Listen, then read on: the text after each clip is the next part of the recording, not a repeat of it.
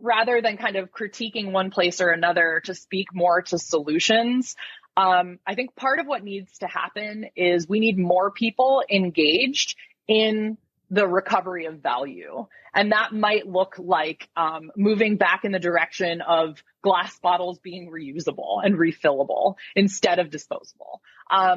Glass bottles are very common. They are not only highly recyclable, but incredibly durable if we can sanitize them and refill them and reuse them. And what that would look like is a relocalization of economy.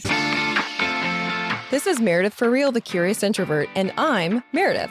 I explore the questions people think but don't ask out loud, either because they're taboo or thanks to cultural hypnosis. My mission, and yours if you choose to accept it, is to inspire curiosity by exploring the nuance and paradox of our world. Each episode is different, so bring your ADD and your earbuds and have a look around. Hey, Curiositors, it's me, Meredith. So things aren't always as they seem. I used to think trash was, simple. You throw it out, they take it away. It decomposes in a landfill. And I never thought of garbage-related jobs as, science. I just thought of it as physical labor. Wrong.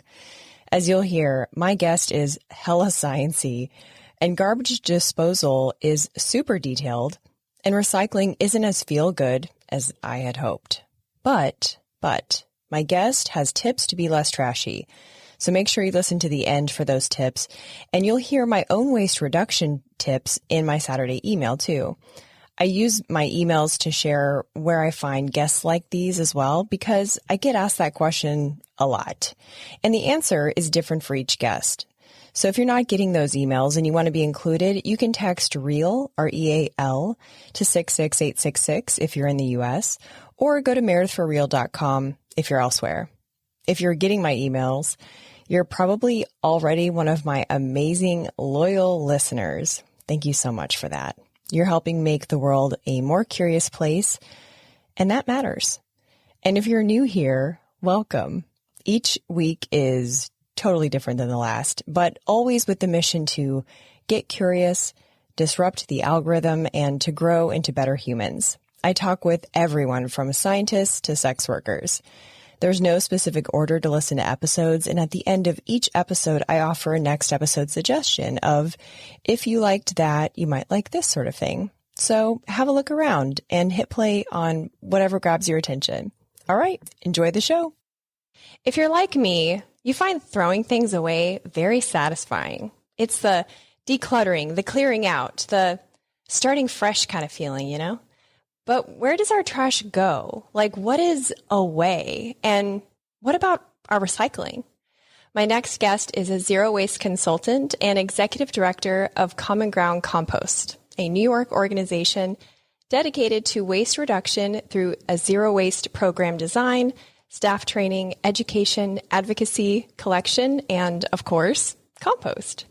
Today, she's going to talk trash with me by explaining how trash and recycling really work, the socioeconomic dynamics in environmental causes, and of course, how we can be, less trashy.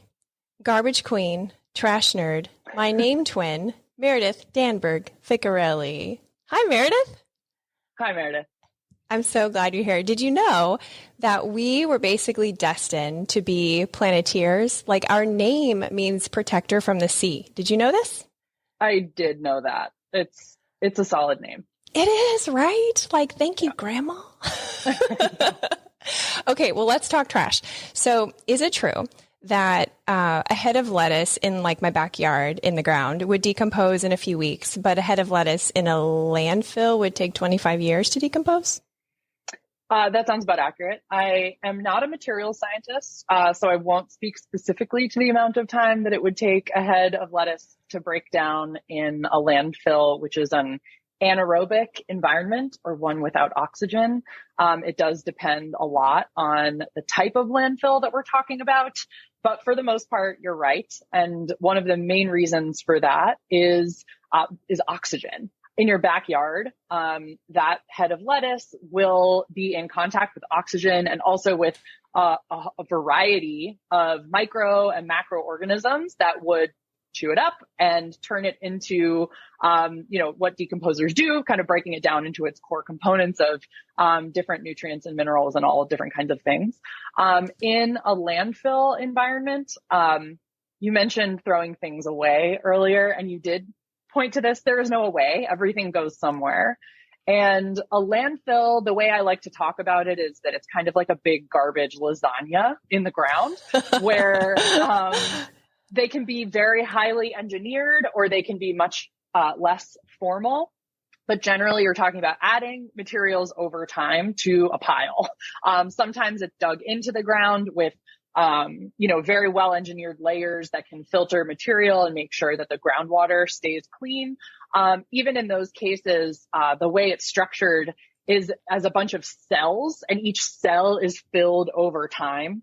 And between the layers is, it's called alternate daily cover, which can be made up of a lot of different things like construction and demolition debris or contaminated soil or crushed glass. But what's happening in each of those garbage lasagna layers is there's an environment completely void of oxygen. And getting to the point here, that oxygen-free environment is referred to also as an anaerobic environment. And a particular type of bacteria thrives in that environment. It's called a methanogen. And methanogens, when they digest organic matter, they produce methane as a byproduct of their digestion. So what we hear sometimes, especially in wealthier nations, is that landfills can produce energy. That's because the landfills are engineered to be able to capture that methane and use it to either create compressed natural gas or produce energy in another way. But an important thing to recognize is your head of lettuce is almost entirely water. And depending on how far away your landfill is, we're talking about transporting the water that's in that lettuce to potentially a far away landfill so that it can produce methane over time, when you could just keep it closer and compost it in your garden and not have to get rid of any of that water far away, in the first place. Oh, okay. Whew, okay. I've learned so much already. Okay. So let me see if I can correctly summarize this. So generally speaking, landfills are suffocating, farting lasagnas. And yeah, that's it. That's all I got. Pretty accurate. Okay, great. You might say they're burping. Burping. Cow okay. burps are what produce methane, not cow farts. That's another. Okay. Yeah, misconception. Blow my mind. Okay. About those poor stomachs that those cows have. Anyway, though, yeah, burping garbage lasagna pits. Okay, and then you also said, well, it depends on what type of landfill. There's different types of landfills. Great question. It depends on what part of the world you're in, for sure. Okay. There are different kind of regulatory standards for the types of disposal sites. So, the states have some standards and European nations have other standards. Other countries altogether might have standards, but enforcement isn't as good or the availability of funding isn't great. Sometimes a landfill will just be a pile of waste somewhere. It's not necessarily an engineered hole in the ground. It's more of like an open dumping area. Sometimes there can be spontaneous combustion occurring in those places because of that methane that those methanogens are producing. Materials can spontaneously combust inside of a landfill, and then you end up with a landfill fire, which is no fun. So it's complicated. Well, you know what? It's way more interesting than I ever thought. So, I mean, it is. I'm already. It's also there's a major social justice element here, which I'm sure we'll get into later. But especially in poorer nations, frequently entire communities can subside only on the materials that are in landfills. Their jobs are essentially an informal process of gathering valuable materials from what others discarded. And that can even include feeding themselves from the materials that others have discarded. So there's a pretty massive spectrum of types of disposal when we talk about landfilling, and also, of the communities that surround those areas and how they're impacted by that infrastructure. Yeah, that's a lot of variables. So that makes sense that there's different types, not that there's like a menu that city council's picking from, but it's more like different regulations and different socioeconomic dynamics in there. So let's talk about recycling. You've painted a good picture of how trash works. But a lot of us, pat ourselves on the back because, well, I put it in the recycling bin. So I was shocked to recently hear that only 40% of what we put in the recycling bin usually makes it to recycling. Can you kind of give us a more accurate picture of how recycling actually does work? How effective is it? Yeah, this is a hard question. I know. There's another stat that came out recently that only 5% of the plastic ever produced has been recycled. No. It's unfortunate. So to zoom out for a second, when we talk about recycling, what we're talking about is circularity in the materials economy. So we talked a little bit about landfilling. We didn't really talk about incineration, which is an alternative to disposal that's still linear, where we mine natural materials, we make products, we buy the products, then we throw them away and they go somewhere, right? And where they go is to be determined based on all of these socioeconomic and political things that we talked about. Incineration is burning. So where landfill is burying, an incinerator or an incineration facility might be a really well-engineered facility, or it might be, again, an open pit where stuff is burned. Either way, though, we're talking about a linear system where there's an end, and then suddenly the stuff is just not going anywhere anymore.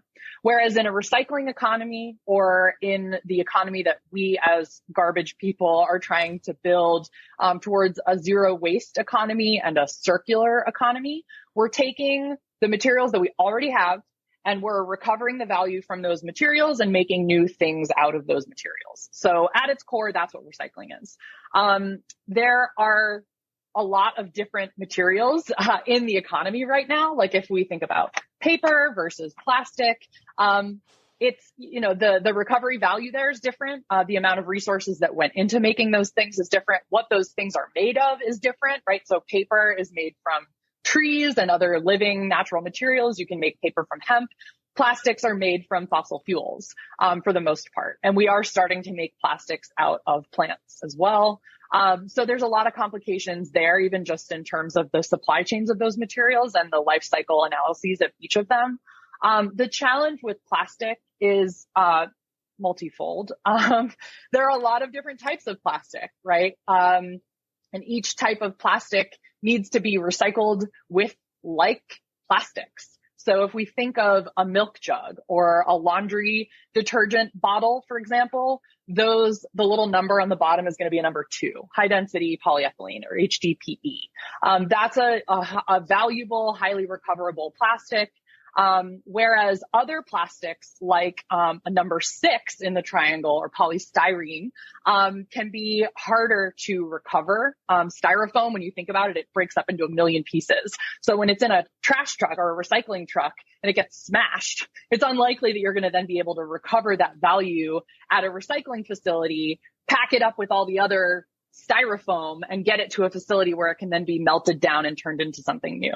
So some of the challenges that we have with the recycling economy have to do with access to the services. So maybe you live in a place where there isn't a recycling economy because there aren't any facilities that can sort that material, which might have to do with politics. It might have to do with funding. It might have to do with a lot of different things. Then you also have just like the material itself. Different materials in that plastics recycling economy are easier or harder to recover because of the value of the material or the melting temperature of the material or how common it is for that material to be contaminated with food, for example. So again, lots of variables complicate the process. Culture and education and access to these services are a really, really big problem. In the United States, really depending on where you live, you may or may not have grown up in a culture of recycling, where your family, for example, even had access to these services. And that is a massive inequity that makes it really challenging once people move to a new city or start a new job. Suddenly, that new city or that new facilities and office manager's responsibility is to teach these people how to recycle, which is very challenging, especially because recycling infrastructure is municipal. So depending on where you live, the stuff that can be recycled is going to be different. There are communities where the recycling facilities have, you can bring your recyclables to drop them off. And there are like 25 categories of materials, different colored glasses and different types of plastics and textiles and all of these things. And it's totally normal to in your home, separate your materials into that many categories and continue that process once you get to the next kind of step in that recycling supply chain at that facility. Whereas in other cases, it's like there's one recycling bin, no information, you just throw everything in the bin. Yep, that's Escambia County, everyone. We don't know what we're doing. Exactly. And it's, it's not your fault. Recycling is confusing. And what we end up with a lot of the time is what's referred to as wish cycling or aspirational recycling, where folks are holding on to something and they're like, this thing still has value. It's still usable. I'm going to recycle it without really recognizing that nothing is set up at the next step, on the back end to be able to recover that value. I can see why people just throw it away. I mean, I can see why when they try to enter this space and, maybe hear a conversation like this, that their poor head is spinning. They're like, well, I want to do good, but I'm, working overtime because we're understaffed at our office because of, people, the Great Resignation or whatever. And they're like, screw it. I'm just going to do whatever. But I guess that leads to the question, like, how do you make people care about this? You do consulting work like waste analysis, waste audits for offices. Have you found that it's harder to engage companies since the Great Resignation when they barely have people to cover a shift, much less think about recycling? Yeah, it depends on who you're talking to, on what the work is, on the company culture. Of course, folks who have 6 jobs and are just trying to get food on the table, might not have time to think about these things, might not care, might not have access to the information that they need. In working with companies, we're already kind of, they have self-selected to the point that they've reached out to us. So there's already at least one person there who's interested in doing what we do or in getting guidance from us. So in that sense, I'd say we're lucky. But we have countless times offered proposals to companies and never heard back. They reached out to us for a reason. To speak to some of the other things that you were saying, there's definitely a spectrum of how to speak to different folks. Some people respond really well to background information, knowing how these economies function, recognizing that, to use composting as an example, the compost site is super close to where they live and employs local people, but the landfill is 6 states away and costs the city $450 million a year, right? Sometimes there are people for whom those economic basics make the difference. And they're like, I'm never putting anything in the trash can ever again, because I want to support my local economy. I want those local jobs. I want small government. I don't want my city spending a crazy amount of money shipping trash overseas. There are other people who respond really well to shame. Maybe they don't want to mention it, but they do, where it's like you see them, for example, putting a takeout container full of edible food straight in the trash can. And it's like, 40% of the food that's grown in the United States is wasted. And you are contributing 40%? To that problem. 40% of what we grow never makes its way to a plate. Refed is an organization that has done excellent research on this topic. That statistic is from 2017, so it might be a little bit out of date. But the point remains, significant waste happens even before food leaves the farm because of the cosmetic standards that we have in our supermarkets and through our very, very large food purchasing system. And then the majority of the waste actually happens in consumer-facing businesses and homes, about 80%, at least according to those statistics that were pulled in 2017. That was a major sidebar. That person with their food in that container, putting all of it in the trash can, telling them that, a ton of food is wasted, you're contributing to the problem. And if you just empty those food scraps into your compost bin and rinse out the container and put that in the recycling, you can at least contribute to creating the market signals that can help to increase demand for the services that we need. Granted that, example that I gave assumes that person has access to a compost bin and a recycling program, which not everyone does. So in other cases, it's speaking to the opportunities that folks have in a representative democracy to be able to call their representatives, call their city councilors, call their state legislators and say, why don't I have a recycling bin? Or why is recycling more expensive than trash, right? Mm-hmm. And that's another major issue here. Our country has disinvested in infrastructure for a very long time. So we are facing a huge uphill battle right now where municipalities are, for the most part, underfunded, or funding is disproportionately focused on non-social programs, things that don't help people, that encourage carceral systems and encourage wastefulness. And arguably, most of these things need to change.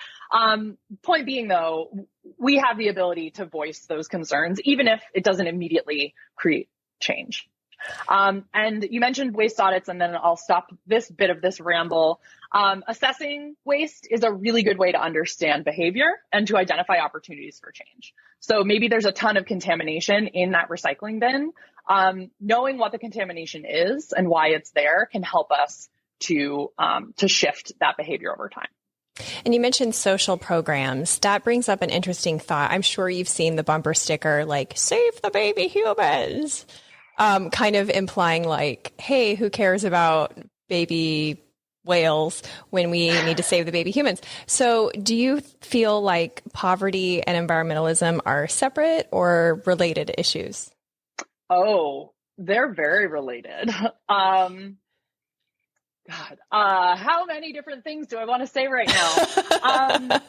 Okay, I think the clearest line here, although we do need a circular economy, not a linear one, is to speak to urban infrastructure and the mechanisms through which, especially waste infrastructure like transfer stations and materials recovery facilities. New York is my kind of base, so it's where my most direct experience is. But the way New York's waste infrastructure is cited was very intentional. The facilities that accept New York's waste and recycling are located in industrial neighborhoods where, especially at the time when they were being built and before and after, Black folks and low-income folks, people of color, Indigenous people, didn't have options for where they could live. They were intentionally redlined or excluded from certain neighborhoods and had to coexist with this infrastructure that was being built and continues to exist. And that historic intentional placement of people with infrastructure has continued to to more negatively impact some communities more than others. So there is a disproportionate impact of waste infrastructure on marginalized communities, and it continues to this day. In New York City, more than 70% of the city's waste goes through just 3 neighborhoods. And that is, of course, unequal. And there is an effort through legislation, which is called waste equity legislation, to focus on reducing that harm by better distributing and arguably more equitably and more responsibly distributing that infrastructure across other communities. But we know how long it takes to build new infrastructure. So this harm continues. And one of the things that we can do is reduce waste. By reducing the amount of waste that we produce as individuals and as a society, we can gradually reduce that harm while we also work to change the systems and structures that caused it in the first place. Hey, Curiositors, just a quick pause to show gratitude to our sponsors and give you some special deals. If trash TV leaves you feeling drained and you want to support creators like yours truly, check out Stream MoCo. You can search shows by your mood and even, watch my show, The Curious Introvert. For every $3.99 subscription, they give away $1 for good and support their creators, like your girl. Find my affiliate link in the episode description or the bio link in my Instagram account. Stream MoCo, the streaming network that gives a damn.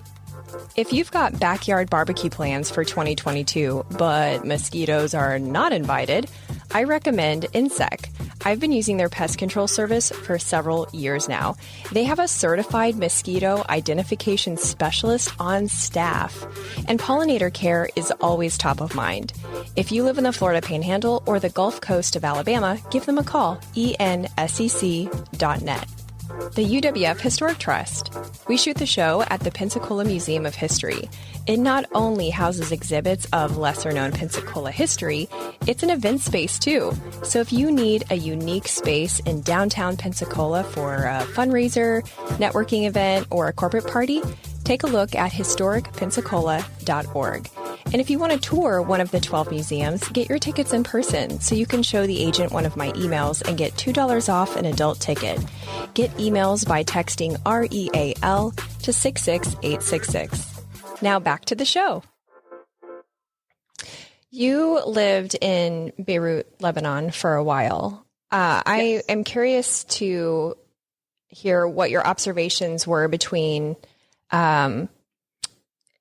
really the American wealth and its relationship with waste, and more like international wealth and its relationship with waste or lack of wealth, because I feel like that presents differently potentially in the United States versus other places. Just from my experience traveling, when I went to Nicaragua, the owner of the hostel had very serious talk with us about the water and also recycling the water bottles. Like we had, there was like water to drink and then water to bathe. And I think it's because we were American. Like he met us at a restaurant unexpectedly. He was like, listen, you can mess with my food, you can waste my whatever, but if you waste my water, I will come after you. And he really, like, it was a matter of like his livelihood, because they had to truck the water in, carry it to the top of a tower, and then gravity fed the water through. And that was like our shower. So it was a very serious. So I'm just curious what your observations, especially because of your professional experience, America to other places. We obviously need to have 7 more of these conversations to get through all of these questions at a time. Right. I'm glad you're talking about water. One of my favorite things about the work that I do is that waste sustainability is intersectional. Waste is intersectional. Waste comes from everywhere. Everyone produces it. So it really touches everything. Lebanon is a crazy place. It is a particularly interesting example of kind of the dichotomy between wealth and poverty. There are incredibly wealthy people in Beirut and also very intense poverty, and you can see them together. Similarly to what you're talking about, major water issues there, huge issues with electrical supply. The waste system when I was there was a monopoly from one company. I won't get into the politics there, but they're complicated if people want to look into them. That was a really horrible attempt at a wink. I'm actually way better at that than it seems. Just for the podcast listeners, you have to go wink, wink, like say it, like right. Narrate yourself. I shall do that next time. The major issue that happened just after I left Beirut actually was that that monopoly contract with that one waste company ended / was ended early / political corrupt complications. And all the collections stopped and waste started piling up in the streets. Waste started being dumped in the river.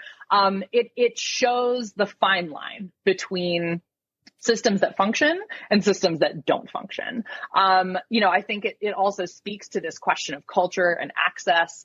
Some folks who I was friends with would never think of tossing a bottle into the woods and being like, well, it's not my problem, while other folks would do that on the regular. And that, I think, there are people in the States and people in Lebanon and people all over the world who kind of fall into one or the other of those buckets.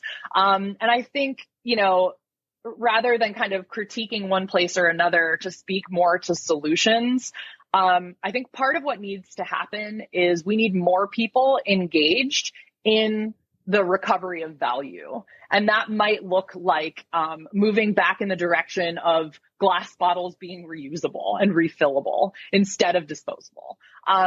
Glass bottles are very common. They are not only highly recyclable, but incredibly durable if we can sanitize them and refill them and reuse them. And what that would look like is a relocalization of economy. Instead of beer bottles being filled halfway across the world and shipped to us to consume in our homes so that we can toss them out, what we're looking at might be distribution facilities and washing infrastructure that is much more localized. So that's just a really tiny example. But I do think that some similar solutions can apply regardless of where we are in the world. That's a really fascinating perspective. I didn't expect you to say that, but you're right. People are nuanced no matter where you're at. And if, pointing the right kind of finger at them or ourselves is maybe not the most helpful approach. So that's a perfect segue into solutions. I really am curious about how an individual would begin to compost. What does composting look like for the average city dweller? Yeah, it totally depends on where you live. Some cities like Toronto or Austin have municipally funded organics collection services. So a resident would have a bin on their countertop. They're prepping their food. They put their scraps, which is pits and peels and stems, maybe the stray moldy piece of bread, although use your bread, don't let it get moldy, bones, in most cases in this kind of larger municipal scale. Those things then just get collected at the curbside, or maybe there's a drop-off location where folks bring them, which helps improve the transit efficiency for that municipality to only collect from drop-off hubs instead of every individual's home. New York City has been working on a similar model. In places where folks don't have access to a municipally funded service, maybe they're composting at home. And one of the big differences here is what can go into the bin. If we're home composting, we might only be putting fruits and veggies, kind of like vegan compost, with eggshells if people eat eggs. Whereas I mentioned bones and meat and dairy in the municipal system, anything that was once alive can be composted, but the type of system, the type of composting process will dictate what can go into that particular system for a number of different reasons. It might be because the compost pile is in a residential neighborhood and rats really like meat and dairy. So keeping them out of the bin, can help to keep the neighbors happy. It also has to do with the biology within that compost pile. There are macroorganisms and bacteria and microorganisms consuming those food scraps in the presence of oxygen. So unlike a landfill, which is anaerobic, composting is aerobic. And what happens during the digestion process with all those little bugs, they produce heat. And that heat is kind of what sanitizes the compost. So in the same way that we breathe and produce heat as a byproduct, same thing's going on, but at a much smaller scale, microscopically.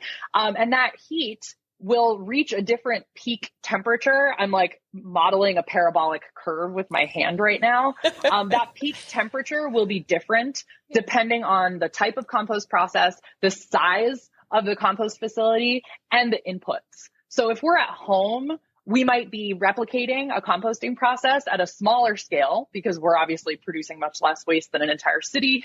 And access is a challenge too. You might want to compost at home, but you live in an apartment. You might not have access to the carbon material, the browns, which are like dried leaves and yard waste that you need to create that kind of ideal aerobic environment for that material. Check out community gardens. Check out micro haulers, small scale, small businesses that can collect your food scraps for you. You can look up bokashi fermentation composting, vermicomposting, which uses worms. There's a process called the Japanese box method. There are a lot of ways that we can compost at home. And the last note I'll say is before composting, try to use the food. So your freezer is your friend, right? Freeze food that might go bad. If you have like random fruits, like once a week, and like one of the berries is like a little mushy or whatever, throw it in a jar in your freezer. And when the jar is full, make a smoothie, right? Even the tiniest things can add up. And you can also save money that way. Yeah, I'm about that. Tell me about the software that Common Ground is creating to help with composting and Yeah, so thank you for asking. Common Ground Compost has produced a software product called Watts, which you can go to getwatts.com to learn about it. And it is focused on businesses and how business operations can shift to better understand the waste that they produce and how they can reduce waste over time. So it's really focused on the internal, like inner workings of businesses and teaching them how they can work towards waste reduction over time and track that progress, report on those diversion statistics and carbon emissions, and do their own waste audits, all those things. And we're launching this summer. So we're pretty psyched about it. Oh, that is exciting. I like the idea that the value of that could be measurable for those who don't see the bigger picture value. That's really cool. Yeah, and it's important now, now more than ever. I hate that. You also asked earlier about like COVID and return to office. One of the big things that we're finding is some businesses have really doubled down on their sustainability initiatives, and it's become even more important. The Securities and Exchange Commission is potentially starting to require businesses to report on their environmental and social governance programs, or ESG programs. And waste is part of that. Being able to identify the associated emissions that relate to waste and the waste that businesses produce. The more these reporting requirements are laid out and required of businesses, the more important it's going to become for businesses to be able to measure these impacts. And while water and energy are kind of easily meterable at this point, especially in like your standard commercial office building in New York City, waste is a totally invisible place. It's interesting. Usually like a guy named Bob who has to get called on the radio. Somebody's like, Bob, how much trash did we have last month? And Bob has to like look up a spreadsheet on his computer. So we're building software. Oh, God bless. We're in the 21st century. God bless Bob and Watts. That's very exciting. Okay, before we sign off. Thank you to all the Bobs out there. Thank you to the Bobs. Before we sign off, I have some rapid fire questions. But you know what? I have something else that's top of mind that I have to ask you because I'm afraid I'll forget. The rumor is that I'm a full-grown adult. It's mostly a rumor, but the problem is I still don't know what to do with my used batteries. I hate this question. I'm sorry. What I want to say is different from like what's printed on the package, which is a lesson in itself. Don't always trust the packaging. Companies that make things are the ones that make us have waste in the first place. Think about that. Maybe rewind that and play it again. The only reason we have trash is that companies make things that we buy and then we end up with the waste. And then we or our municipalities become responsible for the cost of that disposal, which is a fucking outrage. Companies need to be responsible for the shit that they give us, that we end up with. So extended producer responsibility is all about this. Look it up. Again, call your representatives. There is legislation at the federal level right now supporting this. It's all over Europe. Anyway, batteries. the standard like AA batteries don't have mercury in them anymore. So the messaging is actually, you can put them in the trash. The argument there is they won't have a negative impact in the landfill.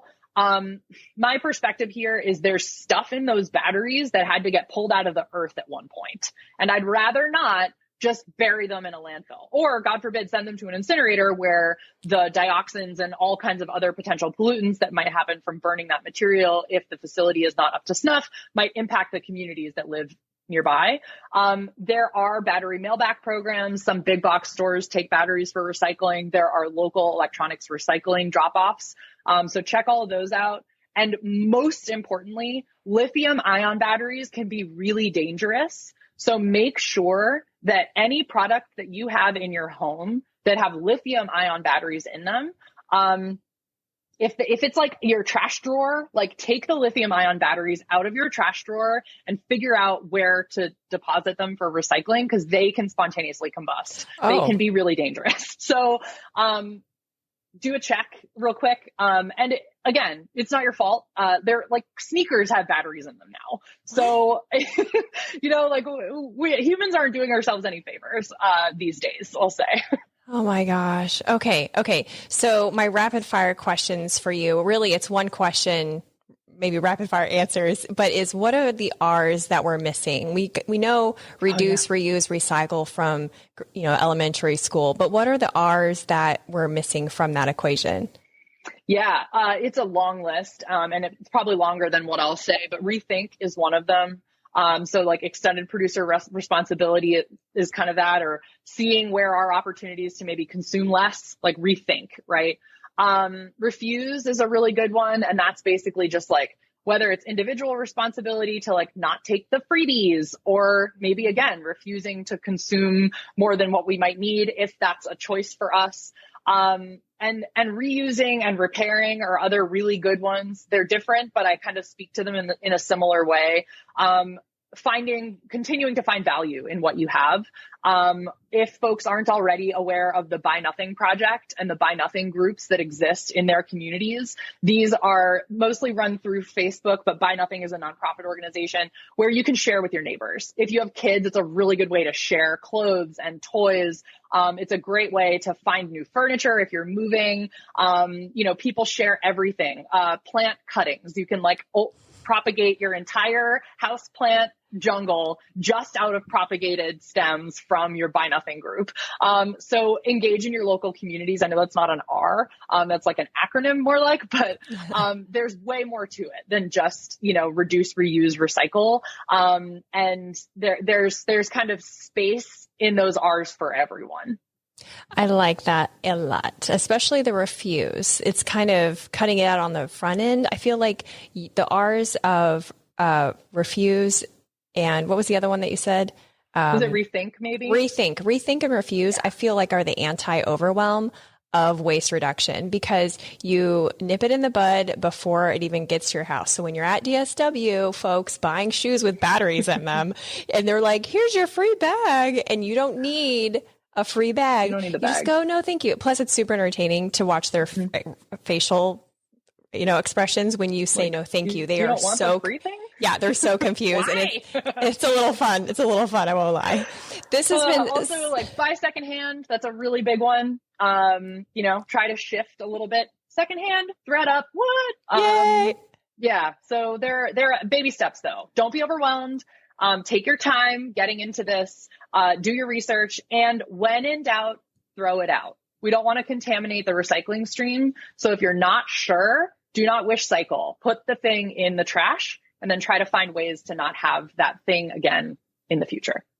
Love it. Thank you so much. Tell everyone where they can follow your organization on social media. Common Compost on Instagram and Common Ground Compost everywhere else. Awesome. This has been great. Thank you so much. Thank you, Meredith. It's been lovely. Thanks for listening. If you've loved a couple episodes of the show, leave a rating and review on Apple Podcasts or the Good Pods app.